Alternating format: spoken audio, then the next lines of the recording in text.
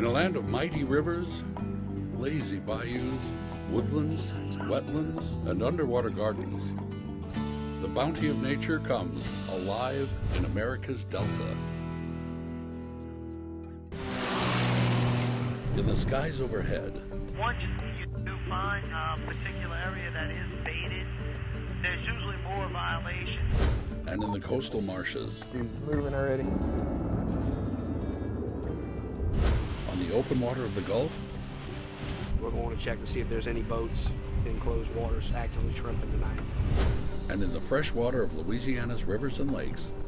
If there was no game wardens, there was no enforcement, there would be no resource. A small group of dedicated men and women work day and night to protect and conserve the state's living natural resources.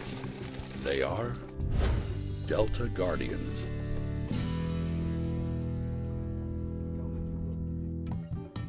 This program was made possible by the Louisiana Department of Wildlife and Fisheries, keeping our wildlife resources healthy for future generations. Wildlife matters. And by the Foundation for Excellence in Louisiana Public Broadcasting. Louisiana truly is a sportsman's paradise. Good job.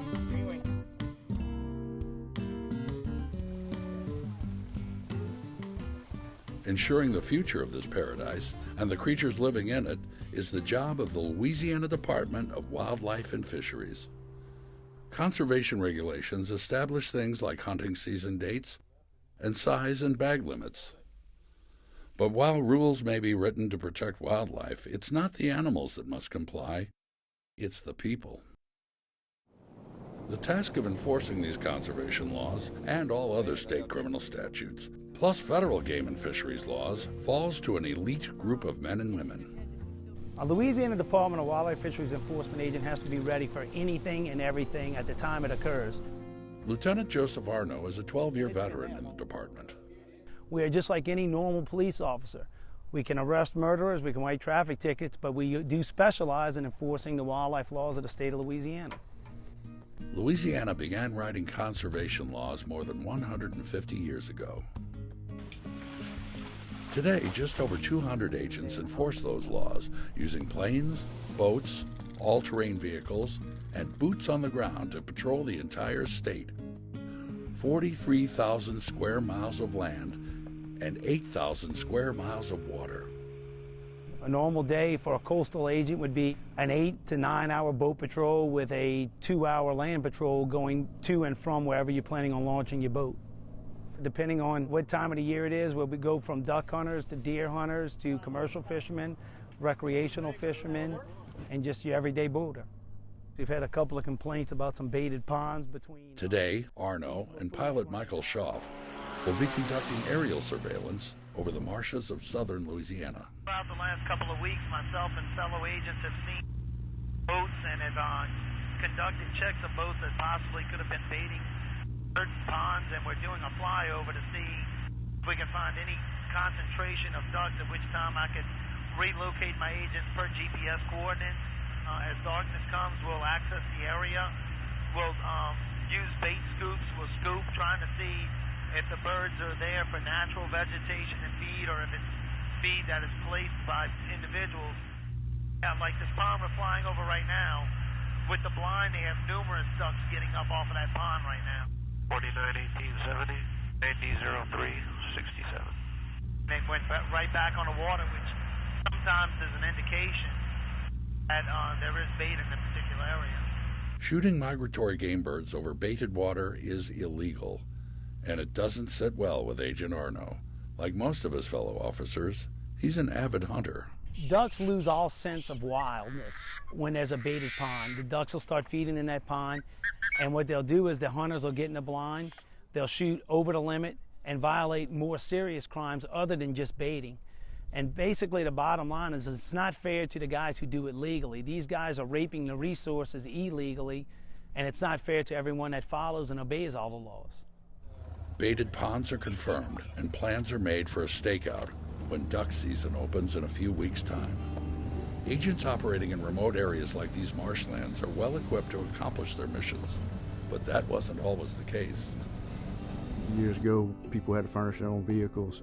When I first started, we furnished our own guns. Not anymore. Our standard issue gear would be a 6-hour 45 caliber pistol.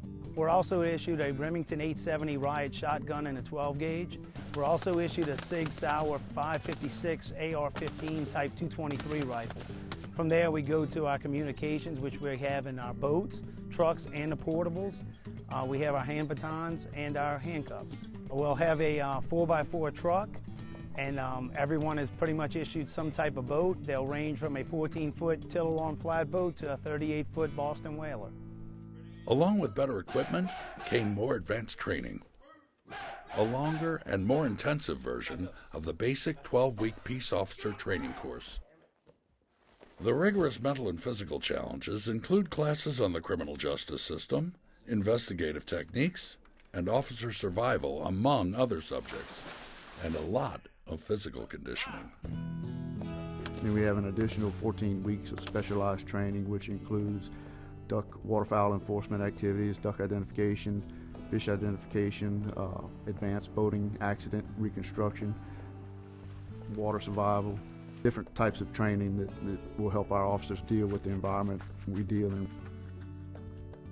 We do have advanced defensive tactics, advanced firearms. In our profession, we know that people are usually armed, so we train our officers to deal with that armed situation with every encounter. Over the years, a number of agents have been wounded by gunfire and other weapons while performing their job.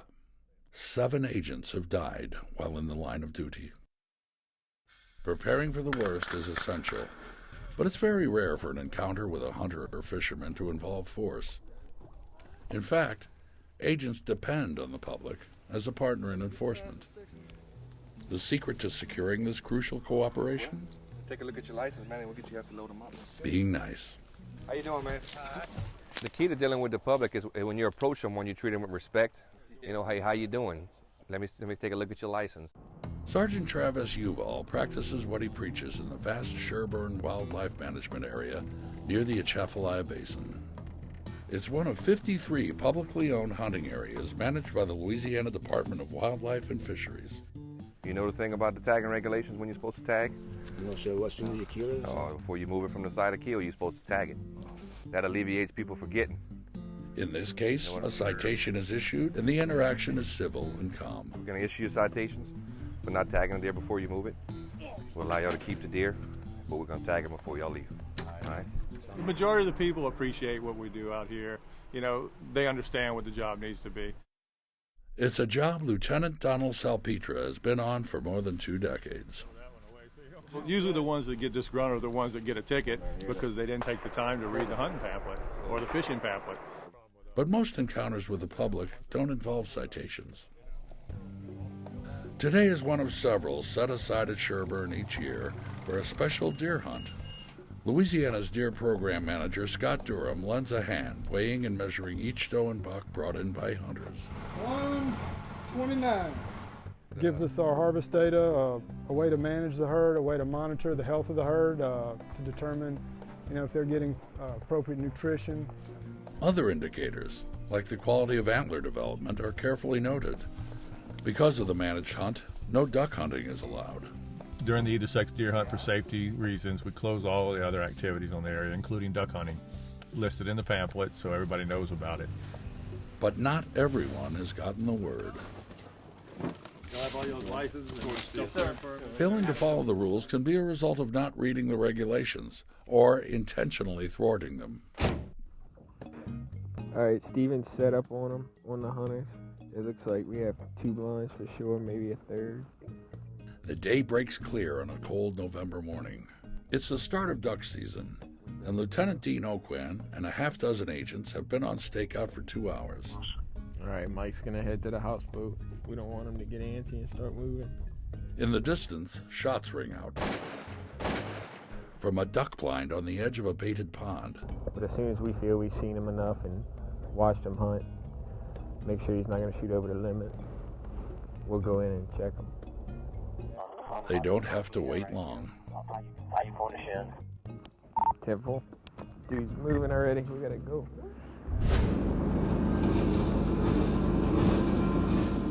Goodman and his team weave their way through a maze of tiny islands. With some help from a handheld GPS, the agents find their way to the first blind. How you doing, man? All right, how y'all doing? You're hunting over a baited pond. I'm going to ask you a few questions. Listen to me. After collecting bait as evidence, they head to a nearby houseboat, where Agent Oquan encounters his primary suspect, Probably figured out why we're here. the hunter's father. Let me ask you this. Did you put the bait out? Yeah. They didn't know about it. They didn't know. That's what I need to know. That's your son's, correct? How long have y'all been hunting it like that? We inspected the boat, and we found approximately 100 sacks of corn and 40 sacks of milo in the hull of the vessel. That's a load, boy. It's pretty rare for us to be able to actually find sacks of feed in a specific area. Generally, when we work baited areas, we only find empty sacks, or we don't even find that sometimes. Sometimes we just find remnants of the bait in the pond. So the fact that we discovered the actual sacks of feed in the houseboat in the area of where the bait was is generally pretty rare for us to encounter. Real quick, what's going to happen? We're going to do our little investigation around here. We're going to document what we found, the corn sacks and all that. Y'all will be getting issued some citations for hunting over bait, and you will be getting citations for placing the bait, okay? You know, whenever we make a case like this, it adds satisfaction to what I do just based off, you know, we catch somebody that's doing it the wrong way. It's just something that I take pride in. Catching those who harvest Louisiana's treasures the wrong way requires constant vigilance.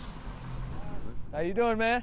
Most commercial oyster harvesters make their living honestly, but a few bad actors can do a lot of damage. Got your license, Cap? All right. Lieutenant Bo Robertson and Sergeant Stuart Guillory are patrolling the West Cove area of Calcasieu Lake in Cameron Parish. They've closed the east side of this lake. Can't necessarily say it's a direct correlation between all the guys and the amount of problems that we were having with the over the limit and everything, but you know, it definitely has an impact. You know, guys going out there making 2 and 3 trips a day every single day for an entire oyster season, and then doing that year after year. You know, we're catching the same guys, you know, time and time again. And then you've got guys out here that are doing it the right way. You know, they're trying to make a living at it too. A tip about the taking of undersized oysters brings Robertson to the local wholesaler's dock. We went and looked at the records here at the fish house and determined who we thought had the oysters on board. The sacks are located and undersized oysters are discovered. The investigation results in a citation If I could get you to sign right and here. seizure of thousands of oysters. Once we make a seizure off of these natural reefs, we come back to West Cove and return the oysters back to the water where they come from. We'll put these back on the reef. Let them grow up a little bit. You really feel like you're accomplishing something when you come out here and you write a few tickets for that, or you seize some oysters or seize a boat or a dredge or something from one of these guys that's deliberately out there trying to steal from the resource. Protecting Louisiana's living natural resources is a 24-hour-a-day effort. A nighttime marine patrol heads for the Gulf, where the shrimp are running, but the season is still a few days off. Agents are looking for shrimpers who want to get a jump on the competition. We're going to be enforcing the inside-outside shrimp line for vessels shrimping in closed waters. The shrimp season doesn't open up for another week or so, so we're going to check to see if there's any boats in closed waters actively shrimping tonight. The agents soon locate a violator and quietly close in. They didn't see us. We were able to pull right up to the guy, check him, and according to our GPS, he's approximately a mile on the inside. We seized that gentleman's shrimp as well. We issued him a citation for skimming closed season, and now we're going to head back in.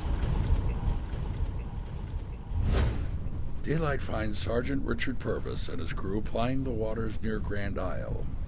Right now, we're just checking net compliance, make sure they got their licenses, make sure they're going to have all their boating safety equipment. Make sure their nets are in order. Bring it down like you're fishing. All the equipment has to be checked too. It doesn't end just because the season opens. Sometimes serious violations are uncovered by routine checks. Sometimes it's a tip from the public. We originally got the call from offshore recreational fishermen that they had seen a boat finning shark, where they cut the fins off the shark as the shark is landed onto the boat, and then they dump the body of the shark back overboard, which is a highly illegal activity. Using information from their informants, agents intercept the boat south of Venice, Louisiana. We found a hidden compartment that was in the boat that was underneath the stove inside the vessel. It was a fiberglass compartment that contained over 2,000 individual fins from sharks that had been illegally finned. It totaled up to 529 sharks, which is well over their daily limit of 33 per day. Unfortunately, with this case and with these convictions that are coming up, we've definitely put a halt to their operation. Successful prosecution of cases like this helps ensure the future of commercial and recreational fishing in the Gulf. North of the coast, sportsmen are drawn to Louisiana's freshwater resources, like Toledo Bend, the largest man-made reservoir in the South. That's where Sergeant Jared Adams and Senior Agent Russell Brack are on patrol. How's everything this morning?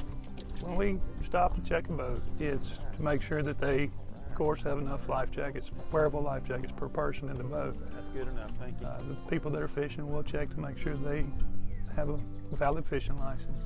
And then we'll check their limit of fish to make sure they don't have over the limit or undersized fish.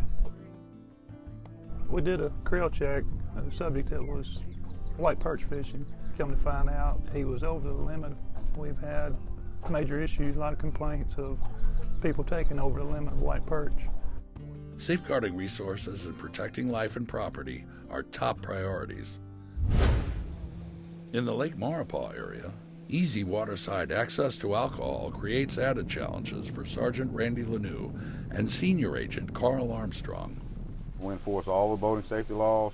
We're enforcing DWI laws. A lot of people don't understand. It's just like a car. If you get a DWI on the water, it's just like getting a DWI on the road. Did you have anything to drink today? I had a beer out there late. You know, we're really strict on things out here. Follow with your eyes on, and don't move your head, okay? Especially drinking and driving. There's zero tolerance. If you drink and drive a boat out here, you're gonna go to jail. And we understand that, you know, there's only so much you can do. We can't prevent everything. We know that. Sadly, accident investigations are also part of wildlife and fisheries agents' responsibilities. When you got to go knock on somebody's door at 2 o'clock in the morning and tell them their family's not coming home for whatever reason, especially in a boat accident where they're supposed to be out having fun and stuff like that, you know, it tends to get to you after a while, and you don't forget about it.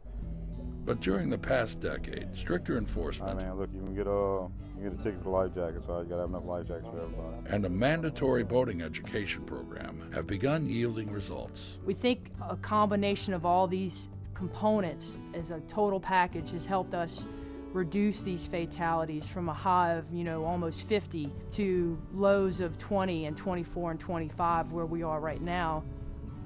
Boat handling ability and expertise in search and rescue operations are two things that set these agents apart from other law enforcement officers. In 2005, Hurricanes Katrina and Rita put these skills to the ultimate test. Hours after Katrina passes through Louisiana, rising water from multiple levee breaches floods most of the city, stranding thousands of desperate people in their homes. Wildlife and fisheries agents head for New Orleans with every available boat. Search and rescue operations begin immediately. Special Agent Jay Caligari remembers the first of many long days and nights. We ended up at the St. Claude Bridge, and we were launching boats off the bridge into the Ninth Ward neighborhoods. And even from there, you could hear the people screaming, and you could hear the windows breaking, and you would see people hanging stuff out of windows and attics. You would see people standing on roofs, hollering for you to come pick them up. We pulled to one of the first streets, and it was a one-story house, and in the top story, or in the attic, there was a small window, and somebody was holding a baby out the window like that, and they stuck their head around the baby and was hollering for us to help them.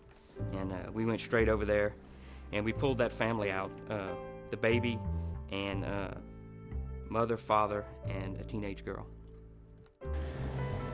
The following day, additional boats arrive. Enforcement agents with support from other divisions within the department field more than 300 workers in search and rescue operations, which continue into the night. We brought out, I don't know how many people. It was as many people as we could hold at a time, 8, 10, 12, and every boat was doing that. Every agent was out there going as fast as they could, picking up people and bringing them in. Our guys commandeered school buses because they saw people that needed to be transported somewhere. Anything that you saw needed to be done, you just went and did it, and that's what our guys do every day. As wildlife agents, I was the most proud of our ability to overcome and adapt to the situation, because that's what we do, and that's what they train us to do, and we're an independent profession. We work by ourselves at night, during the day, in bad weather, and I think because of that mentality, we were able to be successful in what we were trying to accomplish. You know, we rescued people, a lot of people. Department personnel rescued 20,000 people and a number of pets. In the end, the department deployed more than 300 watercraft to New Orleans and the southeastern part of the state. 3 weeks later, Hurricane Rita wrought havoc in southwest Louisiana, and agents were again put to the test. Their exceptional performance during these two storms led to the agency being named the state's lead search and rescue organization. It's a vital mission, but like many agent responsibilities, it's one most people are not aware of. The common person doesn't understand the complexity and the diversity of what we do.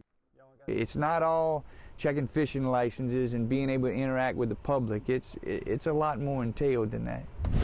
Agents may be involved in anti-litter enforcement and ecosystem protection, important areas that affect the state's economy, as well as wildlife health. What I'm looking for is these bags like this. I'm going to go through them and see if I can find anything that would maybe lead me back to who threw the actual trash in this ravine.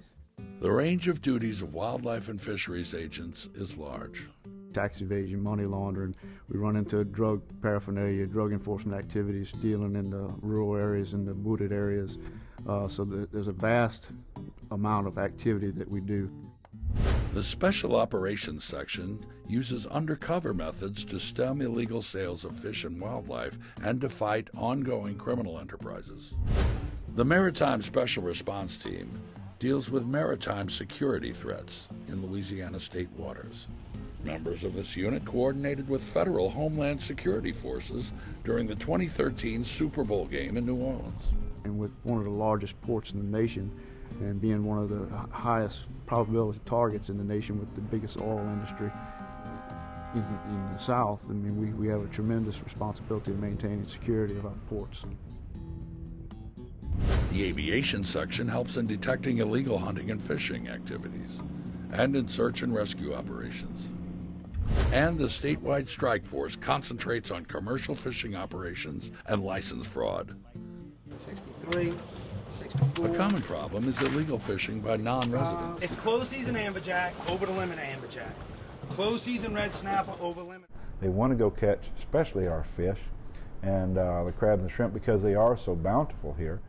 Sergeant Louis Burnett is a strike force member and fraud expert. But they don't want to pay the fees that they're required to pay, so they'll claim they'll go get them a driver's license from Louisiana and try to say, well, here, I'm a resident, but never actually live here. Burnett puts his skills to work representing the Louisiana Department of Wildlife and Fisheries at the National Center for Disaster Fraud, a multi-agency work group headquartered in Louisiana. Whether it's using computers to access databases for white-collar crime investigations, operating specially equipped vessels on saltwater patrols, or driving heavy-duty trucks over rough country roads, agents have to be ready to perform their jobs at any hour, on any day of the year, rain or shine. Those who choose to serve know the risks as well as the rewards. They count on their training and their wits to see them through each shift of work that for many is more than just a job. Ever since I can remember, 12, 13 years old, I knew I was going to school to be a game warden. That's what I wanted to do. I love being on the water. I love being outdoors. You don't take this job because you're going to get rich on it. You take this job because you're passionate about it. It's a passion that agents share for the well-being of both the resources and the people who use and enjoy them. If you save somebody, if you go out there and you save somebody's life, and you know you did it, that right there is worth everything. A value that might well be placed on the often unseen work of these Delta Guardians. I enjoy the outdoors. On my off times, I hunt and I fish, and these are the resources of the state that I utilize. So I'd like to see that around for future generations.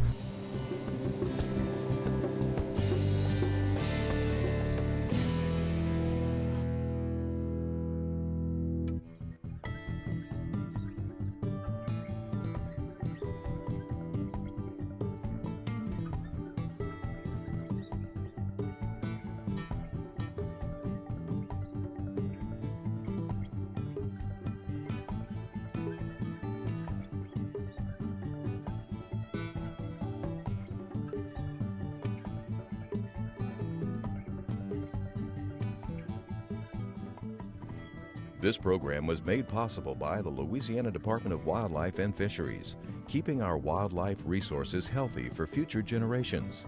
Wildlife matters. And by the Foundation for Excellence in Louisiana Public Broadcasting. For a copy of this program, call 1-800-973-7246 or go online to www.lpb.org.